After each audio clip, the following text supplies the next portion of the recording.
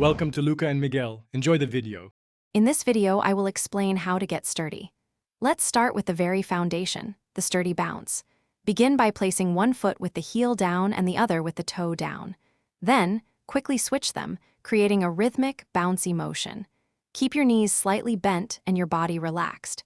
This basic heel-toe movement is crucial for building your rhythm and getting comfortable with the dance. Practice this for about 5 to 10 minutes to get the feel. Once you have the bounce down, let's add some core moves. First, try the kick out. Extend one leg forward, kicking it out, then bring it back. Next, master the dust off by lifting one leg and lightly brushing it with your hand, as if dusting it off.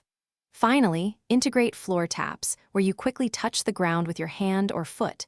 These 3 moves are fundamental and will give your sturdy dance more variety and energy.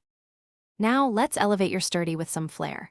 Don't forget your arms, they are key to adding dynamic movement and personality. Swing them naturally or use sharp, controlled motions to match your footwork. Focus on smooth transitions between your kickouts, dust-offs, and floor taps. This creates a seamless, flowing dance rather than a series of disconnected steps.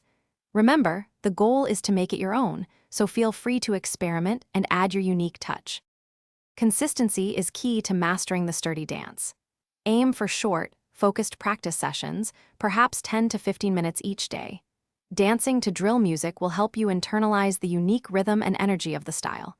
Don't get discouraged if you don't get it right away. Patience is vital. Enjoy the process of learning and expressing yourself through movement. With dedication, you'll be getting sturdy with confidence in no time. Thanks for watching and please subscribe. It's the best investment you'll ever make.